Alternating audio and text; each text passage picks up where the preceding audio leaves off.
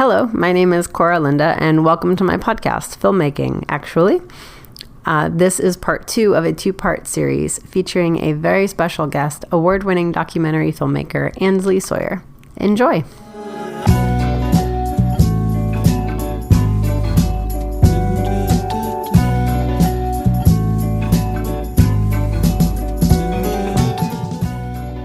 So this is what I'm thinking. A lot of the people so far who I found who are listening to this are newer filmmakers, are people who are trying to get into filmmaking, who want to start for the first time. And for a narrative, you know, you have to either have a script or a story or an idea, and then you have to find funding, and then you have to find a cast and a crew, and then you have to do a shoot schedule. Like, there's very exact sequences because you need a certain amount of money. You can take your script, do a breakdown. How many days is it going to be? How many people? How much food? How much hotel? How many accommodations? Da da da da. But like for a documentary, I guess if you were to walk through the whole process, I think I've got an Ansley Sawyer process that's derived from a Brandon Lee process that's been informed by my life experience and my theories on how to humanize any subject into an interesting and compelling short story. If I had to give you why I tell stories and how, that would be it in a nugget. And I think a lot of people could agree with that motivation, but my processes wouldn't work for them and my workflow wouldn't necessarily be a part of theirs. And so I think it's really important. I was interviewing a little kid last week for a video about a nonprofit that works with little kids in arts and crafts. And I did not expect this bit of wisdom. It really struck me. I said, it was a question about creativity, and she said, I was like, how do you respond to people who say that arts and crafts isn't important? And she said, well, if you're not feeling creative, that means that you haven't made art in a long time. And I was like, oh my God, that's genius. That's so freaking cool, because I constantly, as a creative professional, overthink everything. And I get in my own way constantly about, should I budget for 6 days? Should I budget for 5 days? You know, or should I make this choice? Should I hire a fixer and a driver, or should they What's be a fixer? Person? Sorry for cutting you off. It's okay. A fixer is a local guide who speaks the language and can introduce you to communities that you're trying to gain access to, and or help integrate your just questions about you. It's more than being a tourist, and they understand that you're there trying to capture a story, and they're there trying to help connect you to the story because they're from the story. Right. That's a fixer. Okay. So I constantly overthink things, and especially since a lot of this is destination based, all I can do is think before I get there. And what I would recommend is don't overthink it. Just make art so that you can feel creative. And what that looks like is go out and do a camera test. Let's go back to the ballet dancer in New York example. Okay, go and film people doing ballet in rehearsal. Not even the full sequence, not even a scene, not even a story.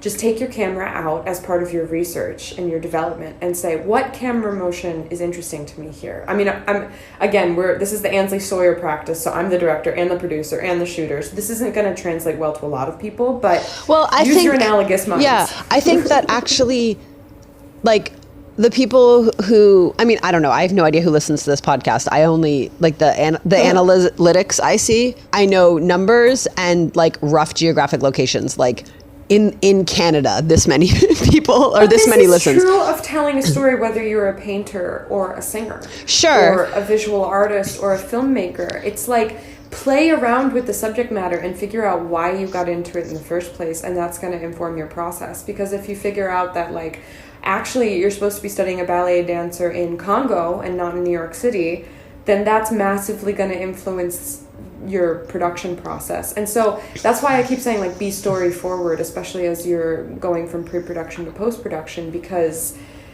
you could way overthink everything and be okay, we're going to be there for 40 days and I need 6 cars. And it's at that point you're not focusing on the story anymore. I have a very specific process, I think.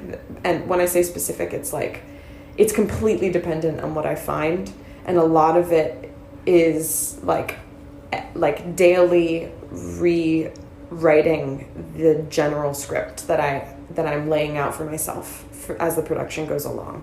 The storyline necessarily needs to change fundamentally from pre-production to post-production. Well, let's talk about that.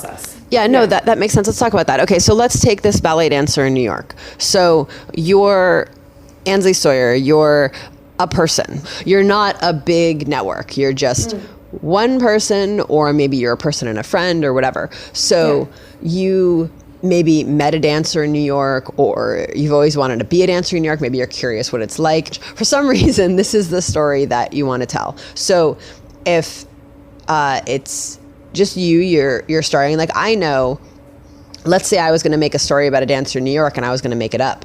Like, I know that to do that, I would need to, okay, why am I making this story? Am I doing it for festivals? Am I going to sell it? Do I want to raise people's awareness about stuff? Why am I doing this?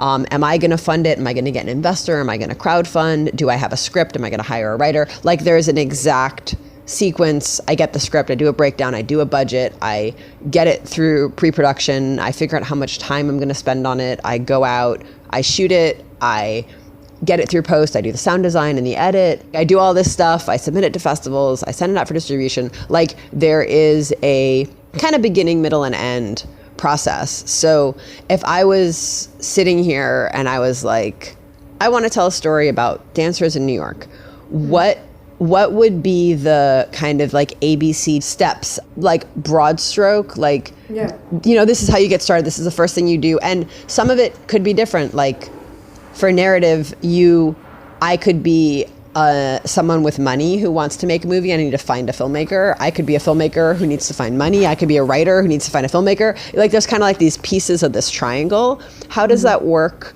for documentaries? And it's a good question. So for the sake of answering your question, I'm going to make a couple of assumptions. The first assumption is that I have power, meaning like I can just come up with an idea and go out and make it, which I think anybody is capable of. Right. With, cameras on our phones, it's really a question of motivation. Or feeling of preparedness. So that's my first assumption, is like I can just go out and ideate and manifest something. And the second assumption is that, like, I have free time. Like, I can, which is never true, by the way. It's never true. You will never have enough time. And then the third thing is that I'm motivated to get it done now, which is a crucial assumption that all creatives should endeavor to undertake, like, as soon as possible. Not in a guilt-ridden kind of way, not in like, it should be done yesterday, because that's the kind of thing that never lets you publish or like forgive yourself for being far from perfect. So the first thing, those are sort of the overarching assumptions. So the first thing is, if you're going to tell the story, then this is the most crucial part, just to find your story. And don't put anything else first, because you don't know what you're budgeting for, and you don't know what you have to present. And this is challenging. This is a little chicken and eggy, because depending upon your subject, you might be waiting for things to come through. So you just need to understand and control as many variables as you can. Like the ballet dancer in New York example, that would be researching the community, researching and understanding, like, when is sun up, when is sun down, who are the people, what are the common demographics.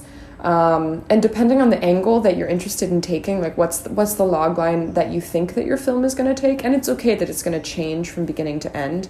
That's also going to impact your purpose for making the film. So it's okay to make a film and try to make money off of it. A lot of people do it, and you are worthy, and it is not a problem, and that is like a really great reason for wanting to make a documentary or a film.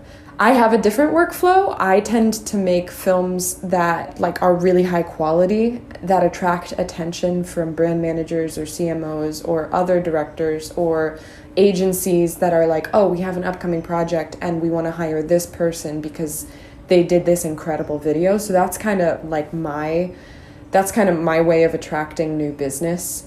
And that's not for everybody. A lot of people, like, everything that they want to make, they want to convert it into income. And, like, that's cool. Everybody has their own lead generation workflow, or business development workflow. Let's focus on a story-driven one, because I have to say, I totally get it that filmmaking is a business and people want to make money, but it's my opinion, and you can tell me if you've observed this to be the other way.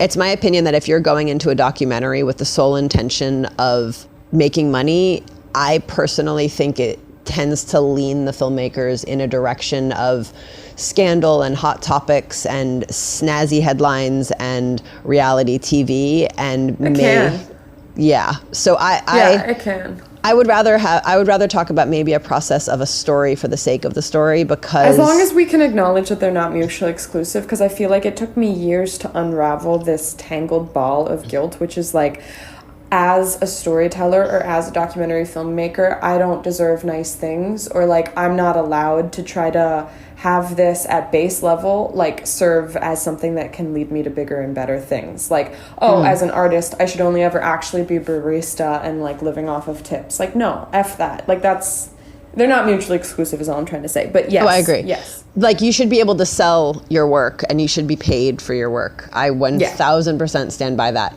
I just mean, like, if you had telling a story and making money as like two items on a list, I would rather talk about maybe the angle of where the story is number one and the money's number two versus where the money's number one and the story's number two. Me too. Okay. Yeah. So you find your story and you do ultimate service to the story. So whatever that means. So you move to their neighborhood and you budget what's in that neighborhood. Or like you're like, okay, I need time to build trust with these people. They have busy schedules. They're young people. They're constantly in rehearsal. I don't want to burn out my contact with them. I'm going to make sure that I do pre-interviews. I understand their schedule. I maintain excitement and passion, and I don't make false promises to them. I make sure that I'm really upfront about what I think this story is what kind of life the film is going to have and how that's going to impact them, so that they don't get unrealistic expectations of like, this film's going to make me huge, especially if your subject is a 20-year-old ballet dancer. I picked that because it's kind of benign. That's why I was trying. It is, but it's also it's a nice subject. And so, I mean, again, like, your process is totally going to depend on, who your subject is. But my recommendation is just to go in deep as fast as possible. Again, with the assumption that, like, you don't have a 2-year-old kid and you can just, like, go for 2 weeks and go film and just completely dedicate yourself. Like, make your own contingencies, like, figure out your own life, but as much as possible, spend as much time filming and building your relationship with your subject. Both in advance of production and also in post-production. I mean, and I don't want to get too ahead of myself, but it's really important to maintain that contact because, and I know that you probably experienced this with narrative, but especially with documentary, once you leave, you can be silent for a year and people start talking to themselves and they're just like, this person used me, like they're gone, like what happened to this film? And you can't let those thoughts take hold, like, at all. Like, you need to maintain your contact and send people stills from the film as you're editing.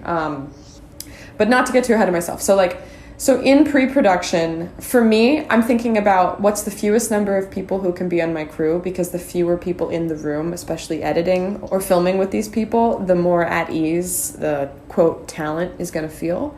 The more that you can mimic their day-to-day life, the better. And so if you have a bunch of booms and gaffers and, riggers and people standing by with audio equipment, that's going to freak them out. Now, that's my process.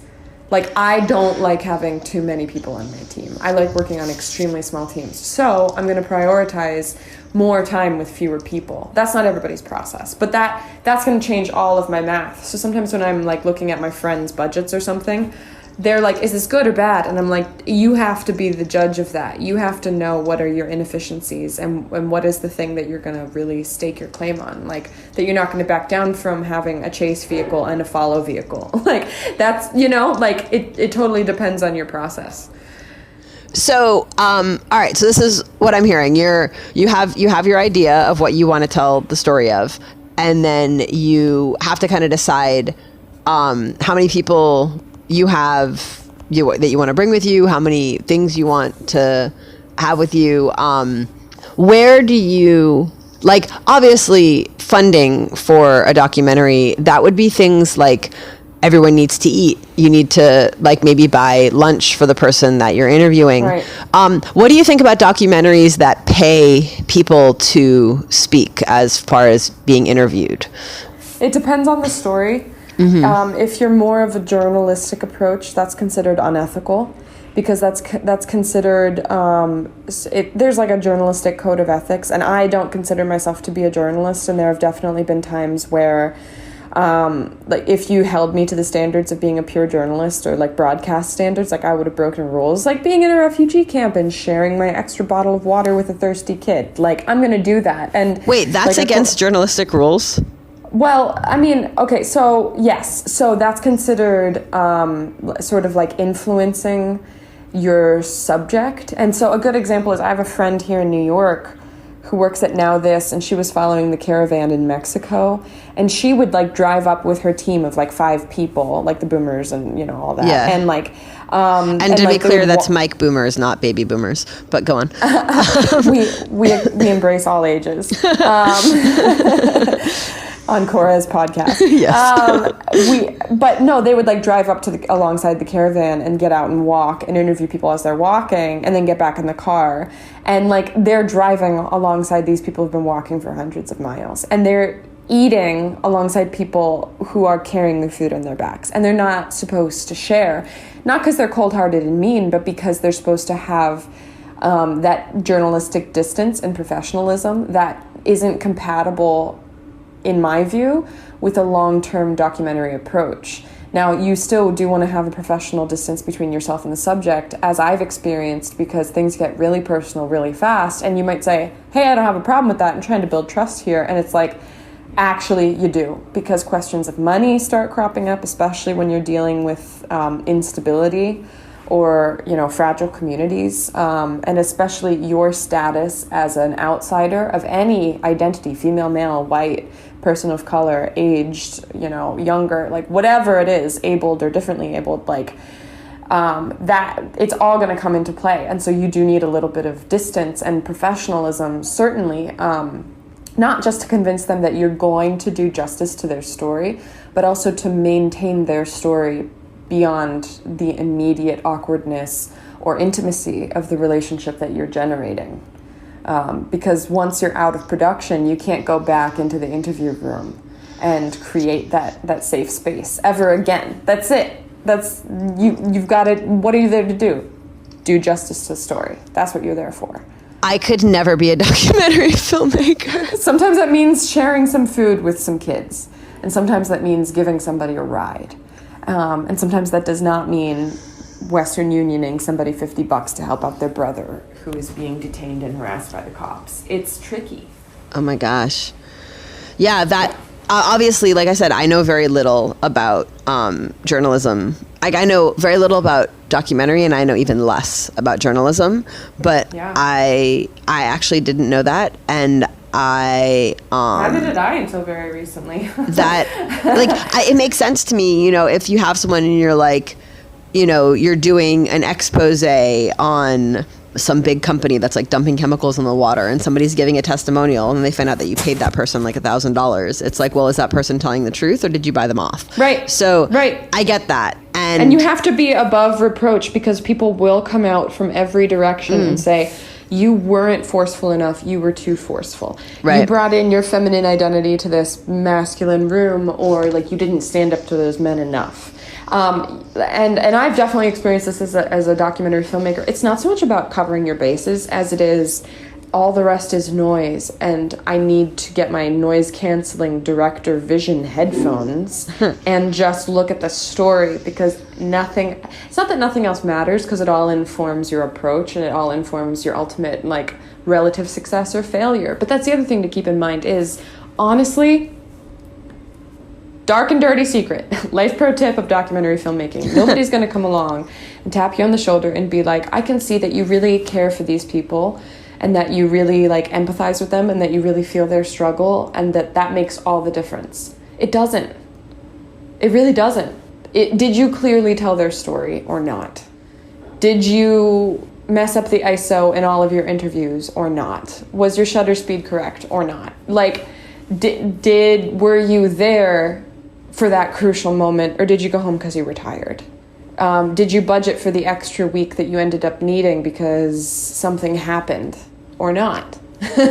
and that's what I'm saying. It's so hard to have a hard and fast, like even between productions that I've done, the approach is consistent, but the workflow almost never is. Because sometimes I'll spend 2 weeks in production. Sometimes I'll spend 2 years returning to the same subject matter and saying, yeah, there's still something new to taste here.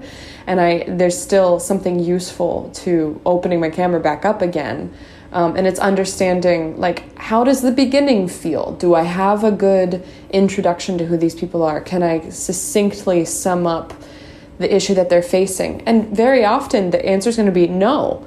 And it's very hard at the end of the day when you're exhausted and something went wrong or broke or somebody said no to you when you thought they were going to say yes, to say to yourself the bitter truth of, like, my work's not done yet. Like that, and I thought it was going to be done by now. And I am over budget and past my deadlines because that's going to happen. What? Yeah.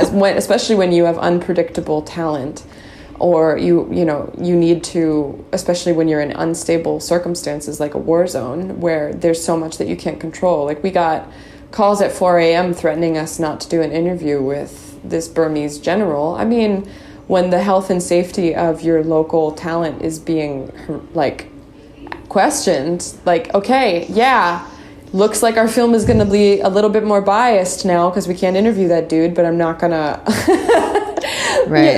put my local fixer in harm's way. I mean, so it's kind of, I know that this must be a little frustrating, but hopefully what your viewers are hearing is there are no answers. There isn't the right camera or the wrong camera, or this is the best lens or the worst lens. I mean, those are headlines that you see on YouTube videos to get you to watch the YouTube video. Go watch the YouTube video. I mean, go do your own research. And whenever people used to tell me that, it was really frustrating, but really return to these basics of, like, if you're not feeling creative, maybe it's because you haven't done art in a while. Go do a camera study. Go hang out with refugees. Even if they're not the refugees that you want to make a film about, find out something about their experience that you didn't know before, because that's your role as a creative storyteller, is to be a vehicle by which you can explore something that ideally hasn't been explored before, or create something that hasn't been made before, even if it's a common theme, such as, a ballet dancer in New York or a couple falling in love in Paris. I mean, right. there's always something new to explore. And that's the best part about documentary, because reality is so often so much stranger than fiction, or so much more interesting than fiction. And if you try to make fiction reality, it's going to come across as disingenuous. Oh, yeah. There's some fiction author who said that the difference between reality and fiction is that people expect fiction to make sense. Yeah.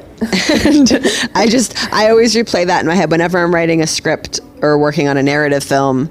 I always tell myself, like, okay, this has to be believable. It has to be something that people are going to accept. It has to be real to them. It has to make sense. And whenever I'm going through something in life where, like, if I were to turn it into a movie, nobody would believe me that that's what actually happened, I have to remind myself that it's fiction that people expect to make sense, and reality it's not going to happen. I mean, that's really interesting, because then you're starting to speak to sort of the expectation that storytellers have, not only of themselves, but also of, like, the impact that they hope that their story is going to have on the global audience, or whoever they think their audience is going to be.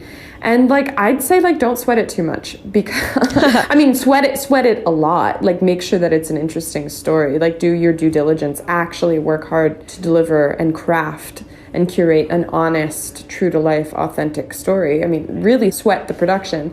But I guess what I'm saying is, like, something that I experienced early on in documentary was, but my point of view isn't going to be shared by everybody. Like, it's my point of view. If you don't have a point of view, that's a problem. And if you had a point of view and you're watering it down because you're afraid of isolating an audience, or on the other side of the spectrum, if you are afraid of being called biased, or if you have these fears of being called this or that, especially from the creative community, I mean, let that inform your process. Don't be biased. Try to like use those insecurities to actually have a deeper exploration or self-reflection of like, how could this story be expanded? But don't also be afraid of like having something to say, because if you don't have anything to say, people are going to pick up on that, and it becomes very boring very quickly, and it's just kind of like a half-assed approach at telling what should be a very empowering story, I think. No, I think that makes sense. Would you say to maybe temper that with decide what you want to say once you see what's there versus deciding what you want to say before you've even begun to shoot? No, that's a great question. And I think sometimes what you want to say is different from what the film needs to say. Because sometimes what you want to say isn't really, it doesn't really matter. Like for me, it's like, refugees are humans too. And it's like, okay, that is true. And a lot of people could agree with me. But what really matters is that we need to raise so much awareness that it becomes embarrassing for the Burmese military to continue these operations.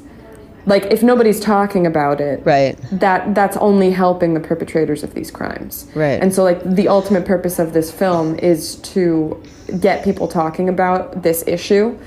And that was extremely specific to, like, We Don't Exist. So that's not the purpose of every documentary film. But that was our mission for that particular film. And so that informed our point of view, which was this cycle of violence and poverty is bad.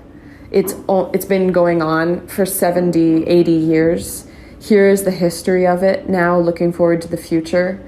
If these people want to have any success whatsoever, the ending of the film was suggesting that refugee youth education is the crux. It's the path out.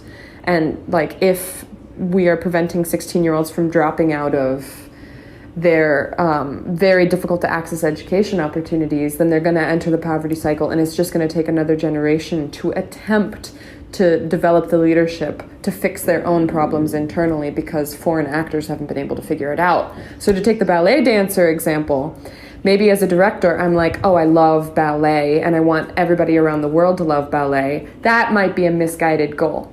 Right. If your goal instead is to say anybody can do ballet, that's different from you saying, I want everybody to love ballet. Personally, me as a director, me, Ansley Sawyer, like, I want an excuse to go film ballet dancers. But the goal of the film should be more call to action-y. It should be more specific. And by the end of the film, you should develop something that does service to the story. And the story might be ballet is beautiful, but it should also, especially in the realm of documentary, I believe, my opinion, speak to a greater truth that humanizes the story in a way that hasn't been done before. And, you know, you have to go through the process that is extremely specific to the subject that you've chosen. Like, I could make up a million endings right now. Like, okay, it's a trans ballerina and, like, their experience is valid. Or, like, this person broke their leg and had to get a transplant, and now they have a bionic leg and they're differently abled and they can do it too. Or maybe it's a 49-year-old, like, housewife who never had the chance to go and study ballet, and finally she's taking a second lease on life. Like I could just sit here all day and just spit those ideas out at you. And, like, the ending of the film would change so much based off of what you discover through the process of empowering their story.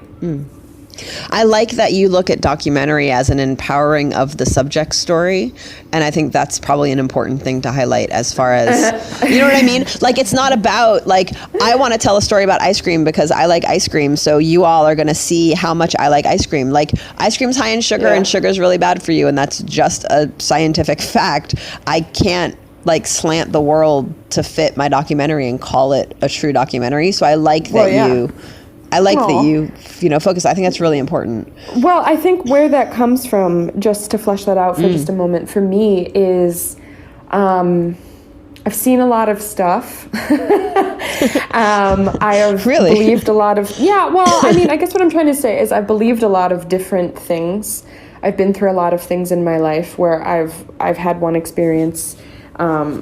I'll be very specific. I used to be very Republican. I was raised in a gunsmith house. Like, my family used to work for Reagan, like, ultra conservative. And it's not even like I moved away from that because those are all bad things. It's just like through exposure to different voices, different experiences, different languages, different countries, different stories, I've learned that nothing really matters. And I call this positive nihilism. Not like if I just maxed out all my credit cards on my next documentary and like rolled over in a ditch and died, like you, Koura, might be upset, or like my family might be upset. My husband would be upset, but my absence would have no great impact on the universe. And this is an important mental exercise, I think, to go through, because once you realize that like inherently like nothing matters, it's very, very okay, wait a minute, hold up, I'm sorry. No.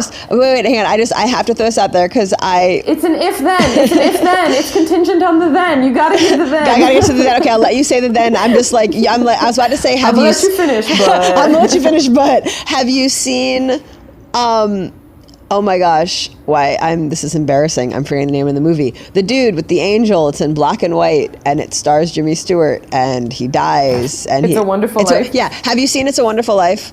Like, yes. Don't ever, I just have to say, just because, like, this is something that I feel very passionately about, and because I just feel like it's so important for people to know that you have no idea how much the universe changes by your presence, and you have no idea what you've done for people what decisions someone else has made and what has happened because of that person. I mean, in It's a Wonderful Life, he was nothing, and his little brother went off to war, but he saved his little brother's life. And when his little brother died, his brother wasn't there to save the entire legion that got killed in a battle, because his brother had saved them when he saved his brother. So butterfly's wings, man. Right. You are a butterfly, Ansley. Don't let anyone tell you less. I'm sorry. Go on. I'm so sorry for shooting that down, but I feel so strongly about the importance of individuals. I don't feel that you shot it down because I think that was an important thing to say. So yes. Okay, I'm so sorry. I love you so much. I don't want to talk over you, but I talked over you. You don't need to be sorry, because I don't think that they're mutually. I think that they speak to two different points. Okay. And everything that you just said, and in another way, and of course I'm oversimplifying. I hope you know that. I don't think that I'm worthless, and that's not the point that I'm trying to make. What I'm trying to say is, nobody is more special than anybody else. Like, we're all agreed, really, really special. And so when I go out for street photography purposes and I'm looking for a subject, I'm looking for people who look interested, not beautiful, interested in what they're doing. Sometimes that's working. And I'm looking for diversity. And I'm not, a lot of the time I'm going for people who in any other circumstance could be described as like ugly or stressed or like the worst day of their life. And that extends to my documentary process. And the reason why I'm taking their photo is not because I'm trying to poverty porn them and like that's like it's just a sexy photo, or it's not because I'm just looking for diversity in my headline and I just need to check off a bunch of boxes. It's because legitimately I truly feel like every human story has value. And if you can't find the interesting nugget of wisdom in their experience, no matter who they are, then you haven't done your job well enough. And so to go back to the positive nihilism point, what I was trying to say is, like, it's a little bit like memento mori. It's like, I am going to leave this world. You are going to leave this world. The people around us are going to leave this world, whether we like it or not. And none of us asked to be here. We're all just doing the best we can. I didn't ask to be here and you didn't ask to be here. But now that we're here, we can recognize that we all have something valuable to contribute, and we all have a really interesting story to tell. And so what I'm saying is, before I die, which is inevitable, I might as well give my life's work to empowering every other person's right to tell their equally fascinating story. And sometimes it just takes a couple of extra hours or days or weeks to peel back the layers to get them feeling comfortable so that they can tell it the way that they know how. I love you. No, that's wonderful. And I love you too. I truly am, like, I am sorry for cutting you off, and I'm not saying that as like, oh, I'm sorry, not sorry. Can you give me that 1 minute rundown? Yeah. Okay, so go. Yeah, for sure. 1, beginning, middle, end. Beginning, find your subject. don't let yourself get scared by all the obstacles that start popping up. Just make a list of those obstacles and turn them into questions so that they then become opportunities for you to get even closer to your subject. Do service to your subject is your punchline for number one. Number two, this would, I guess, be production. This would be actually filming it. Work long hours. Sometimes put your camera down. Be very, very aware of what you fulfilled and what you still need. And don't be afraid of people saying no to you, and don't be afraid to say no to other people. People are going to be very hungry for your time, saying, you need to film this, you need to film that. Really very clearly identify the mission for your film, which is what are you trying to accomplish. I mean, this sounds like ABCs, but it's crucial. So figure out the mission of your film. What is your film trying to change? Like, what space does it exist in that didn't exist before? What's the message of your film, which must change over time? And at the end of every day, say, has it changed today based off of what I've learned? And then also be rigorous in your data management, because losing footage is the worst thing in the world. Okay. And nobody is going to prioritize the quality or consistency of your footage unless you do. So I think that's one of the most deadly important parts of the production process, is making sure you take care of the footage. And then in post-production, for number three, and moving into distribution, what I'd say is, at this point you should have your story. You should be figuring out how it changed and how that impacts not just the message of your story, but also the audience, and start sharing content and engaging directly with that audience. For the ballet dancer example, it would be inhabitants of New York, anybody interested in art, or people interested in whatever identity politic or other angle that you've undertaken. And for distribution, there are a billion options out there. Don't get intimidated. Don't get scared of the fact that you have so many options, but also don't get distracted and try to do all of the options, because then you're going to get spread too thin and you're going to genericize the mission of the film, which is a bad look in the industry, I'd say, and it just shows a lack of direction and that you're just really there for gratification. So allow the overarching point that I said at the very beginning, do service to your story, to be the motor that pushes your entire production along. Don't get scared when your passion starts to succumb to all of other people's frenzy. It's okay not to love your project every single day, because it is gonna be a roller coaster ride. You are gonna go up and down, but you are not allowed to just shelve that project and put it away. You have to finish it. And be proud of it. If you're not proud of it, start over. Go back. Get more source material. Interview new people. If you lose your passion, ask yourself, where did the story go? And find it. Thank you so much. You are amazing. I'm endlessly inspired by you, and I'm so thankful that you took the time to share your experience with us.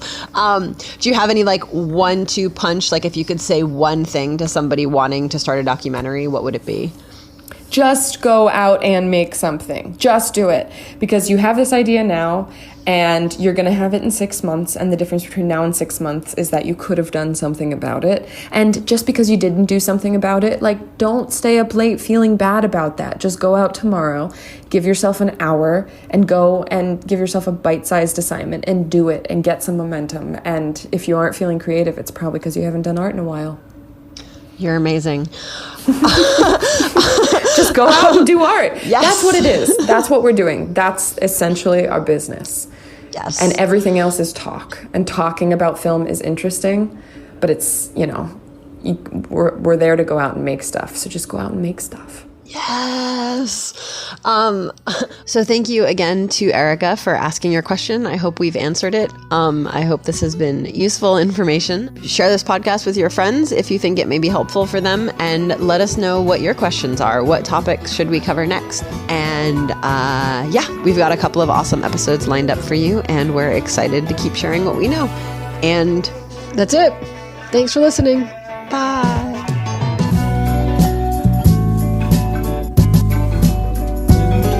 You've been listening to Filmmaking Actually with Koura Linda, Space Dream Productions podcast. Subscribe to us on any or all the podcast platforms, but we especially recommend our sponsor, Anchor. If you like what you hear, leave us 5-star ratings and positive reviews on iTunes and Stitcher. It helps more listeners like you discover the show. But the best thing you can do if you really like the show, is tell a friend. Want to leave a comment or ask a question? Email at filmmakingactually@gmail.com. This is Spacey speaking. You are hearing me talk. And we'll see you next time.